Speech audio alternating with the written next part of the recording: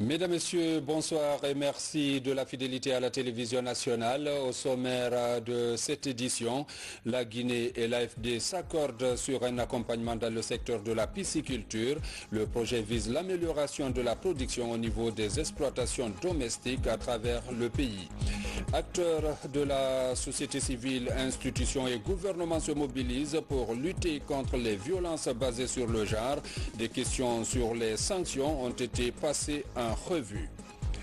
L'Organisation internationale pour la migration vient de faire le bilan de ses activités réalisées en Guinée.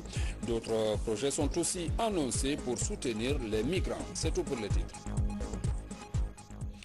Une fois encore, bonsoir et merci de la fidélité à la télévision nationale vers le renforcement des capacités des projets piscicoles en Guinée. Je vous l'annonçais dans les titres, le département de la pêche a rencontré les responsables de l'AFD, l'Agence française de développement. Il a été question de l'amélioration de la production. Le compte-rendu avec Fatoumata Kourouma. La pisciculture est une branche de l'aquaculture. Elle consiste à élever des poissons destinés à la consommation en milieu naturel ou en bassin artificiel. Ce secteur est un vecteur d'emploi, source de revenus en Guinée. C'est pourquoi il bénéficie de l'accompagnement de l'Agence française de développement AFD depuis 10 ans. Le projet est à mi-parcours aujourd'hui, donc ça veut dire qu'il reste encore la moitié du travail à effectuer et puis un petit peu de retard qui a été pris au début du projet pour la situation actuelle qu'on connaît tous malheureusement. Mais on pense déjà à la suite, donc l'objectif c'était de présenter un petit peu le projet, mais aussi de parler de cette suite éventuelle, que ce soit sur de la pisciculture dans les mêmes zones, sur de nouveaux systèmes d'élevage ou alors même de diversifier encore plus et de travailler sur d'autres sous-secteurs du secteur halieutique. Un concept particulier de pisciculture est développé en Guinée, ce qui fait d'elle une référence dans le domaine piscicole. Ce concept, c'est un peu l'association de l'élevage de poissons aux exploitations agricoles, mais à vocation commerciale. Et ce concept rentre dans la dimension agroécologique en lien avec le changement climatique. À noter que la 3e session du comité de pilotage du projet pisciculture commerciale familiale, Piscicofam, se tiendra les 24 et 25 novembre prochains dans la préfecture de Zérékoré. Dans le cadre de la coopération encore, l'ambassade d'Italie en Guinée fait le bilan des 4 ans de gestion du diplomate Livio Spadasvecchia qui quitte Conakry. L'évaluation présente aussi ce qui reste à faire sur les projets initiés dans le cadre de l'appui au développement. Reportage Mikini Moussa Kamara, Safiatou Kondé. Livio Spadavecchia, ce diplomate de 58 ans fait ses adieux aux autorités guinéennes et aux institutions internationales accréditées en Guinée. Ce père de famille de 3 enfants a été un véritable réformateur de la diplomatie en Guinée. Le secteur culturel, la gastronomie, la formation professionnelle, les échanges commerciaux et la promotion de l'emploi des jeunes ont été ses principaux domaines d'intervention. Avec un investissement de près de 100 millions d'euros, son programme de coopération a apporté une plus-value au développement des relations italo-guinéennes. Quittant l'ambassade à Conakry, j'exprime mes sincères remerciements à toutes les autorités guinéennes, au président Doumbouya, aux fonctionnaires du ministère des Affaires étrangères, aux citoyens guinéens, à la communauté italienne pour toute la cordialité et le soutien avec lequel j'étais accueilli. Je voudrais tout d'abord adresser à vous, Monsieur l'ambassadeur, mes sincères remerciements et notre gratitude, la gratitude du peuple de Guinée et de son gouvernement pour le processus de qualification de la coopération liant nos deux pays et nos deux peuples respectifs. Son expérience professionnelle et humaine est saluée par ses pairs. Il est honoré par ses partenaires stratégiques. mon arrivée il y a 2 ans, il était là pour m'accueillir et il m'aidait de me rester bien à Conakry et je suis très reconnaissant à lui pour son amitié. Le pays est aussi partie de l'Union européenne. Naturellement, c'était une collaboration très étroite et très amicale avec lui. Quand je suis arrivé à Conakry, il m'a enseigné beaucoup de choses concernant la politique comme au niveau de la Guinée. Et puis il me donnait des coutumes qui est nécessaire, qui vit en Guinée. Fermé depuis 1998, ce consulat est devenu une chancellerie diplomatique avec l'arrivée de Livio en 2017. Justice. Une délégation du bureau du procureur de la CPI est en séjour de travail en Guinée. C'est la 18e mission de cette institution dans notre pays. Elle sollicite l'organisation du procès du 28 septembre. Le compte-rendu avec Tierno Younoussaba. La procédure a fait plus de 10 ans. La Cour pénale internationale effectue sa 18e mission sur Conakry depuis les crimes de 2009. Objectif, évaluer les derniers développements enregistrés dans le dossier. Déjà, la volonté des autorités rassure. Je viens de rencontrer Madame la ministre. Je vais rencontrer son Excellence, Monsieur le Premier ministre, les juges et les différents membres du gouvernement et du secteur judiciaire pour évaluer ce procès-là. Et ce que nous avons entendu aujourd'hui de Madame nous rassure dans le sens de la programmation, de la préparation de cette audience-là. Le dossier est clôturé, il ne reste plus que l'ouverture des audiences. Le gouvernement vient d'arriver, Madame vient de prendre service, elle a déjà invité le comité de pilotage à se rencontrer la semaine prochaine. Elle est en train d'identifier les aspects opérationnels qui ont empêché l'audience de se tenir. Et devant mes collègues tout de suite, elle vient de nous rassurer sur la levée de ces obstacles opérationnels pour que ce procès se tienne dans le plus bref délai, dans les 3 mois maximum à venir, au plus tard avant la fin mars. Dans ce dossier, plusieurs centaines de victimes dont des ONG se sont constituées partie civile. L'ouverture des audiences s'annonce comme une réparation des différentes infractions. Dans l'actualité encore, ce communiqué du comité d'organisation du Forum minier sur la législation et le contentieux du travail. Dans le souci d'une meilleure organisation et de répondre aux attentes des parties prenantes, le comité d'organisation du Forum minier sur la législation et le contentieux du travail porte à la connaissance de l'ensemble des sociétés minières, projets miniers, sous-traitants miniers et professionnels des mines que l'édition du forum prévue le 26 et 27 novembre 2021 se tiendra désormais les 10 et 11 décembre 2021 à l'hôtel Sheraton Grand Conakry. Le contenu du programme reste inchangé. Le comité d'organisation sait compter sur la bonne compréhension de tous. Conakry, le 25 novembre 2021, le président du comité d'organisation. Dans l'actualité encore, le ministère de l'Information a un nouveau secrétaire général. Il s'agit de Souleymane Tchangelba, docteur en communication. Le premier a pris fonction ce jeudi et compte apporter son expertise au département. Reportage Mamadi Terna Kamisoko. Doyen dans l'univers médiatique guinéen, Mohamed Kondé passe le témoin à Souleymane Tchangelba au poste de secrétaire général du ministère de l'Information et de la Communication. Le département dont vous avez la charge de gérer aux côtés de Madame la ministre souffre d'une perception erronée de sa mission qui en fait un ministère uniquement politique, alors que vous aviez affaire à un ministère éminemment technique. Bénéficiant de la confiance du président de la transition, Souleymane Tchangelba est un homme du milieu. Docteur en sciences de l'information et de la communication de l'université Lumière Lyon 2 en France, le promu alterne depuis des années des activités artistiques, journalistiques et universitaires. Je suis là pour apporter ma modeste contribution à l'atteinte de cet objectif. C'est ma seule vocation à cette place. m'employer à faire rayonner ce département sous votre impulsion, Madame la Ministre. Les défis, je sais, ils sont nombreux, mais je n'ai pas de doute que les compétences qui sont les vôtres, votre personnalité et votre sens du devoir patriotique feront en sorte que le président de la transition soit fier du choix qu'il a porté sur vous.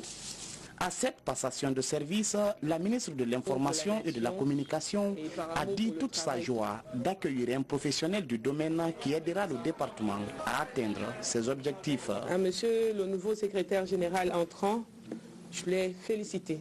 Je pense que le choix est tombé sur vous, pas par hasard. C'est de par vos compétences, de par la reconnaissance de tout ce beau monde et du monde qui reconnaissent en vous la technicité, qui reconnaissent en vous le courage d'apporter de nouvelles idées, du monde qui reconnaissent en vous quelqu'un qui a la volonté d'apporter du changement. Du haut de ses 48 ans, Thianguel sera un précieux atout pour la ministre Prissemou dans la conduite des actions de ce département stratégique en cette période de transition. Lutte contre les violences basées sur le genre, des ONG appellent à une unité d'action pour combattre le phénomène et promouvoir l'application correcte des sanctions contre les auteurs. Reportage Marouane Kamara, Abdulaziz Baldé. C'est une campagne de sensibilisation et d'information sur les violences faites aux femmes en Guinée. Pour éradiquer ces pratiques néfastes, la Fondation Amali et Africa, en collaboration avec les ambassades de France et de Sierra Leone, font front commun. L'occasion de cette journée qui est fêtée au niveau mondial est de mettre un coup de projecteur sur la nécessité de continuer cette lutte contre les violences et de faire prendre conscience qu'à un moment donné il va falloir arrêter. Alors pour ça il faut aussi pas seulement faire un événement mais créer les conditions au quotidien pour que les femmes qui sont victimes de ces violences pensent qu'elles peuvent être soutenues. On espère vraiment qu'au terme des tables rondes qui se sont tenues aujourd'hui, on aura des choses concrètes qui se décideront à la fois entre les bailleurs et également entre les organisations de la société civile.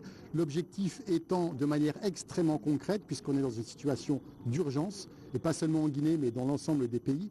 À l'issue d'une concertation entre les acteurs de la lutte contre les violences basées sur le genre, les organisateurs sollicitent la contribution de tous afin d'éradiquer les violences qui affectent les femmes dans le monde. Qu'il y ait une synergie d'action de l'ensemble des acteurs, de Conakry à Yomo, de Conakry sur toute l'étendue du territoire, pour qu'ensemble on puisse éradiquer définitivement, ou en tout cas réduire au maximum ces violences faites aux femmes.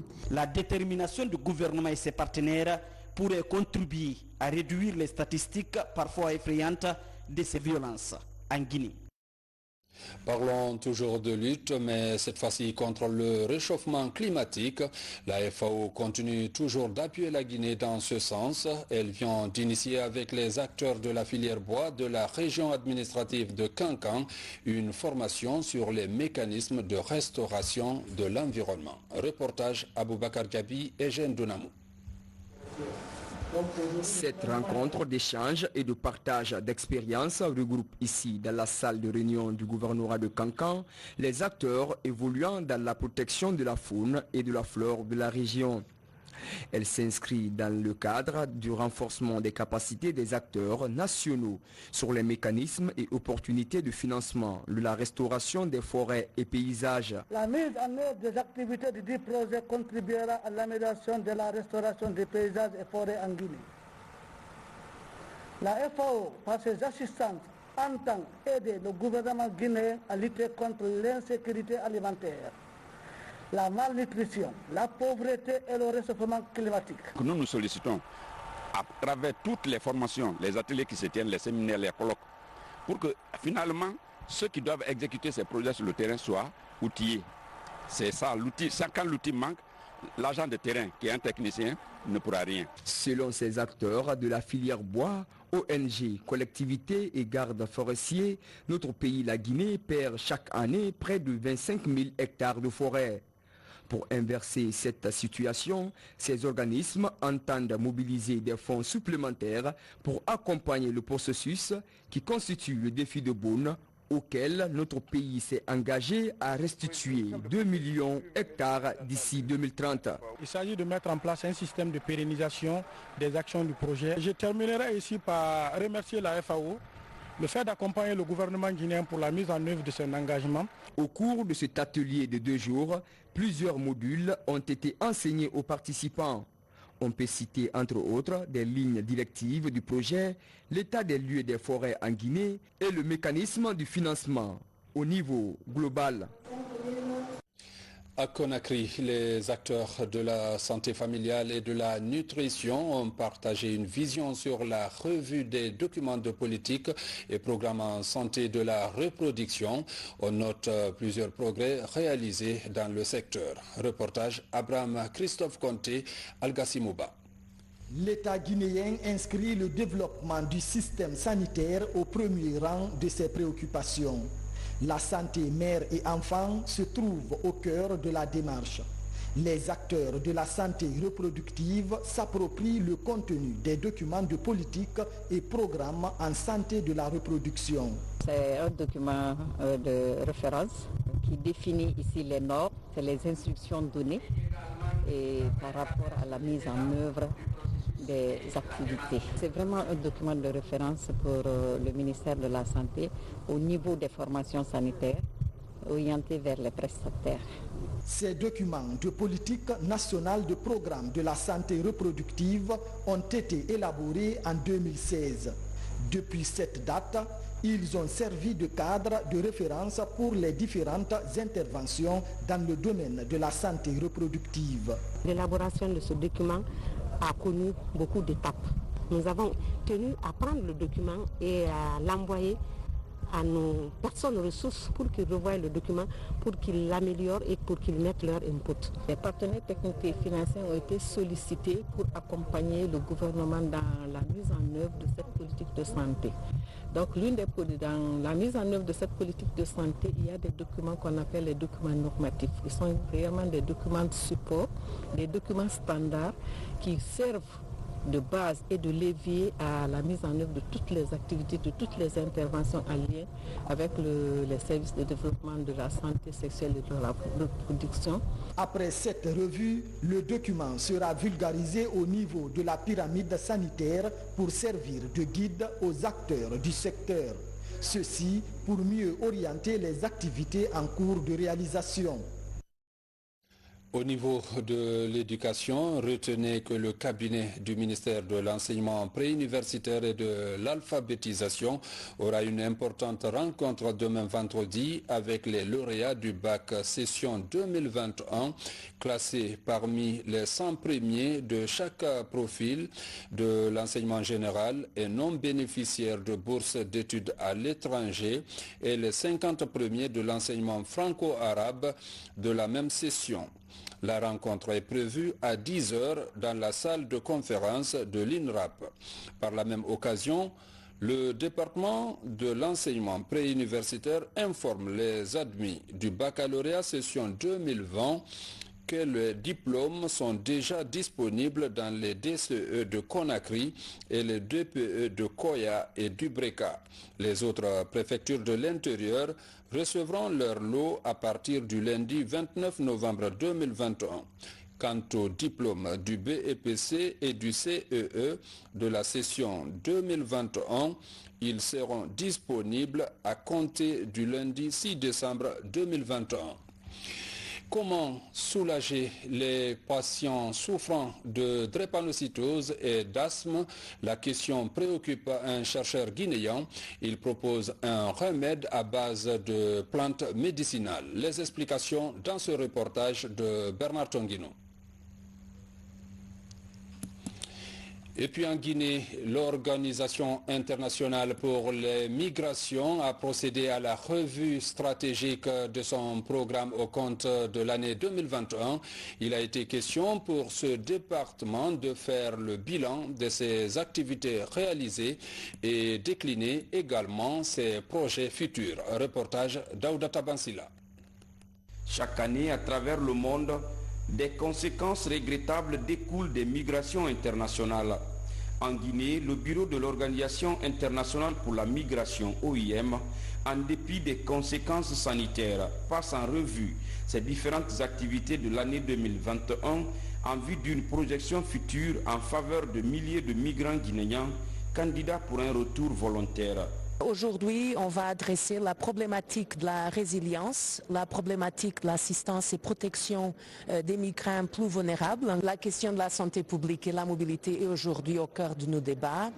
Les défis que la Guinée a passés après le Ebola, la fièvre Lassa, le virus Marburg et aussi le Covid-19 qui a dominé l'année 2021 comme un des grands défis, mais qui a testé notre bon partenariat. En Guinée, l'Organisation des Nations Unies contribue également à la prévention et à la gestion des situations humanitaires au profit des populations. Au titre des acquis, c'est le rôle joué par l'OIM dans le domaine de la santé et la lutte contre les épidémies. J'ai aussi apprécié la mise en place de plateformes One Health, une seule santé, qui a été initiée, portée par l'OIM. Au niveau stratégique, c'est l'adoption de la politique et du profil migratoire en République de Guinée, adoption qui a été faite en septembre 2021, qui marque une grande avancée pour la gouvernance de la migration. Cette rencontre a mobilisé plusieurs membres du gouvernement. Dans l'ensemble, ces ministres sont à la tête des départements qui travaillent en étroite collaboration avec le bureau de l'OIM pour notamment une insertion socio-professionnelle des migrants retournés.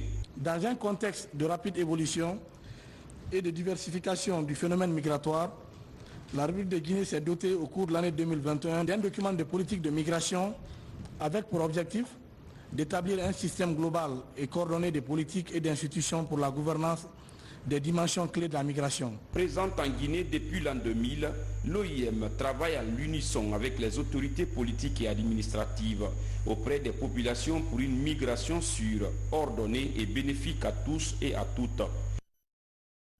Vous suivrez après ce journal des décrets du chef de l'État, colonel Mamadi Doumbouya, pour une transition apaisée. Une trentaine de formations politiques regroupées au sein d'une nouvelle alliance dénommée la Guinée gagnante décident d'unir leurs efforts pour soutenir la refondation de l'État.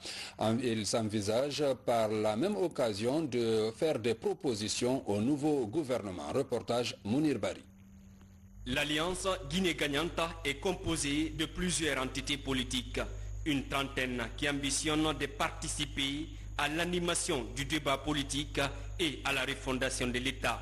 Ces acteurs politiques réunis autour de l'Alliance Guinée gagnante viennent de parapher une charte de collaboration. La Guinée gagnante tend la main à tous les patriotes guinéens. Partis politiques, mouvement, société civile et citoyens, épris du désir ardent de faire de la Guinée une référence en matière de développement. Avec l'avènement du Comité national du Rassemblement pour le développement, CNRD, la nouvelle alliance entend être une véritable force de proposition. Dans l'agenda des Guinée gagnantes figure en bonne place la lutte contre la corruption, le népotisme, la promotion de l'excellence et de l'unité nationale. Lancement à Conakry du programme Pépite, c'est un accompagnement du Royaume de Belgique pour soutenir les femmes en milieu rural. Un projet de 3 ans qui va toucher les villes de Conakry, Kindia et Mamou. Moussa Bangoura. Accompagner les femmes dans leurs activités économiques tout en les aidant à s'autonomiser, ce sont entre autres objectifs que s'est assigné Lady Agri. L'organisation vient de lancer le programme Pépite qui consiste à atténuer les difficultés qu'elle traverse en milieu rural et urbain. Lady Agri soutient les femmes entrepreneuses qui gèrent leur entreprise socialement responsable. Et nous portons leur voix aux plus hauts échelons décisionnels, aux oreilles des instances multilatéraux, comme l'Union européenne, comme le gouvernement belge, comme les autres gouvernements. Le programme Pépite que Lady Agri mettrait en œuvre se veut inclusif, participatif et évolutif. Le programme Pépite n'est pas comme les autres programmes. Ce n'est pas un programme d'inclusivité seulement. Nous voulons faire des femmes entrepreneurs guinéennes des champions de demain. Les femmes qui sont sur les marchés sont des femmes entrepreneurs. Mais ce qui leur manque, c'est cette qualification. Il faut les accompagner. Ce programme est soutenu par Enabel et APIP Guinée avec un accompagnement du Royaume de Belgique à hauteur de 3,5 millions d'euros. Chères jeunes femmes entrepreneurs à qui ce programme est dédié, c'est à vous que je voudrais m'adresser enfin. Je voudrais partager avec vous la conviction que l'entrepreneuriat vaut tous les désirs, tous les efforts. Il ne s'agit pas simplement de le rêver, il faut le porter. Au nom de son Excellence, Monsieur le Président de la République, le colonel Mamadi Doumbouya, et au nom du gouvernement, réitère son soutien inconditionnel aux actions menées à travers ce programme et qu'il s'appuiera sur l'expertise de l'APIP en vue de non seulement consolider les acquis, mais aussi d'accroître les opportunités de partenariat pouvant déboucher sur un secteur privé local plus compétitif. Ce programme va cibler pendant 3 ans des femmes évoluant dans le tourisme, dans l'art culinaire, dans l'agroalimentaire et plusieurs autres activités. L'axe Conakry-Kindia-Mamou constitue la zone d'intervention du programme. Retenez que vous suivrez après ce journal des décrets du chef de l'État. Mesdames, Messieurs, c'est la fin de cette édition. Merci de l'avoir suivi et bonne suite de programme sur la RTG.